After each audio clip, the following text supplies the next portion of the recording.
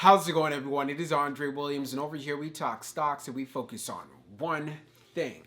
Always protect your profits. And today we're going to be talking about OCGN. It had quite the sell off on the Friday. We got some pretty bad news, but I just want to make sure, and I talked about this in previous videos, did you have your stop loss? Did you protect a little bit of profit we are able to make on this play? I always emphasize this, and you should not be at a loss whatsoever, especially if you got around the same time as me and I was telling you to move up your stops to around $3.10. But you know what? We'll talk about it further in this video. I won't waste any more time. Let's jump into the agenda. If you're new to this channel, I just want to let you know we have timestamps down below inside the description.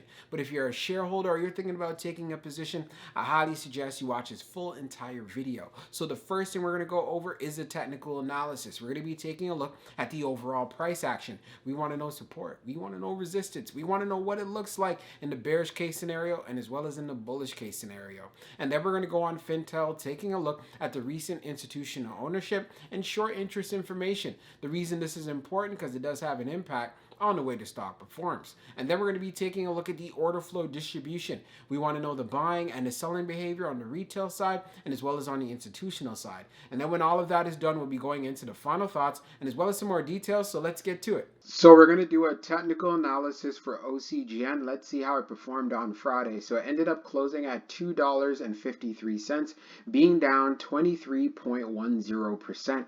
On the low, it tested $2.37, and then on the high, testing $2.86. When we take a look at the volume stats on the day, you can see we traded at 34.056 million shares, and the average volume over 10 trading days is at 21.666 million shares. So we did have above average volume on the day, but you can tell we dealt with a good amount of selling pressure. Now, when we take a look at our chart, which is a daily chart, you can see from the RSI down below, it is at 35.54. And then when we take a look at our moving averages here on the chart, we are below the 200-day, the 100-day, the 50-day, and as well as the 21-day EMA. And as you can clearly see, we have this strong sell-off. We do know that we are able to hold up support at 237. So will this be able to hold going into Monday? Well, we're going to have to wait and see, find out. But one thing that is very clear, if we go back on the chart, as far as support is concerned, if this level does break, we could go down to $2.15. But due to the fact we did end up seeing a high of $2.86 on the day, if you want to look for a move to the upside, you want to look for that potential gap fill right here at $3.27. So that would be something that you want to keep an eye on for our price target, especially if we start seeing some buying pressure coming into the stock. But we have to get above this $3 level, which is going to be very key. And I could see there being a good amount of selling pressure knowing that the sell-off happened inside of the pre-market. So for the coming week, let's see if it can continue to hold up 237, because if it is able to do that, I think there's a good chance that this stock can make its way back up to 286 and then test that $3 level. So let's go on to the short interest information. So we're going to take a look at the recent institutional ownership and short interest information for OCGN. Scrolling down further on the page, green rows indicate new positions while red rows indicate closed positions. So when we take a look at our recent filings, hey, we don't have any of the losses from March the 1st. And then also when we take a look at new positions or closed positions, which we covered, this is near the end of February. And as you can see, our institutions were loading up. And then when we take a look now at the short interest, the off-exchange short volume ratio is at 51.20%, and then for the off-exchange short volume, it is just over 8.22 million shares. Scrolling down further on the page, the short shares availability is at 1 million, updated 3 minutes ago, and then for the short borrow fee rate, it is at 11.63%. When we take a look at the history of the short volume, we can see for the close of March the 3rd, it was at 56.53, and then for the close of the 4th, being at 51.20. So what this tells us right away, OCGN does continue to have short squeeze potential. Now let's move on to the order flow distribution. Now let's take a look at the order flow distribution for OCGN. So we see on the inflow, it is at 19.63, and then on the outflow, it's at 13.55. So it was an inflow day. Taking a look at the breakdown, on the large, it was 0.44. On the medium, it was 12.56. And then on the small, it was 6.63.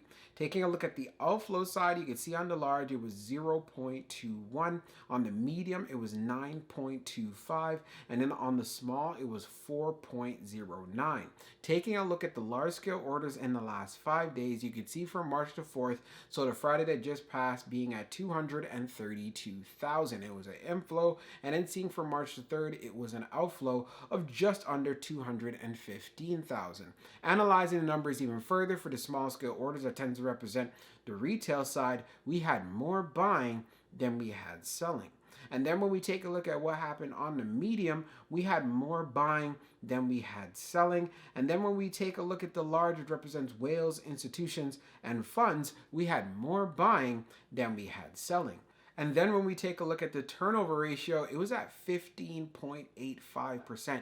No surprises why it was up there. We ended up getting that unfortunate news and we experienced a sell-off. But one thing that we could see from that order flow distribution, we did have a lot of inflows. Many people loaded up on that dip. So now let's go into the final thoughts and we'll go over some more details as well. So for my final thoughts for OCGN, when we ended up getting that press release that the FDA declined the emergency use authorization for covaxin, I know it was frustrating.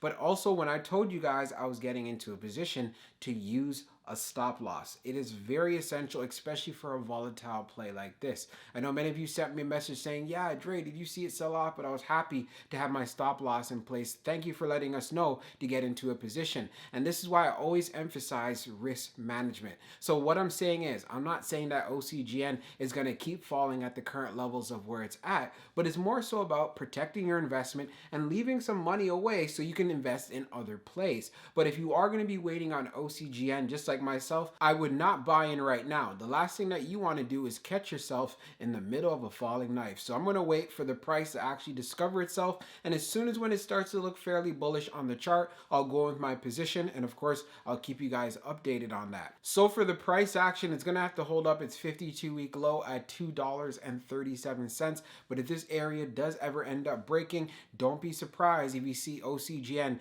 testing right at $2, where I feel it should hold. There should be a lot of buyers that would come in at that particular price range. But again, keep an eye on 237. And then essentially, you'd want to see some price action to see if we can get above 286 and then make that move to $3. Also, when we went on Fintel, taking a look at the short interest information, it does continue to have short squeeze potential. So this is why we end up having a catalyst. Again, we've been getting some bad news as of late. Then we can see the stock make a serious move. And you guys know when we do get good news, OCGN is likely to spike. And on those spikes, that's why I say you might want to consider taking profits. There's no need to hold. There's a good amount of bag holders in this place. And the moment this place sees some momentum, people are going to sell. And especially if we get bad news like we got on the Friday. Now, Ocugen needs to go back to the drawing board and figure this thing out. They are going to be in contact with the FDA. And also recently, the CFO did resign. And I guess he's going to be out of his job on March the 18th. So keep an eye on all of these corporate developments and also see what are they going to be doing different this time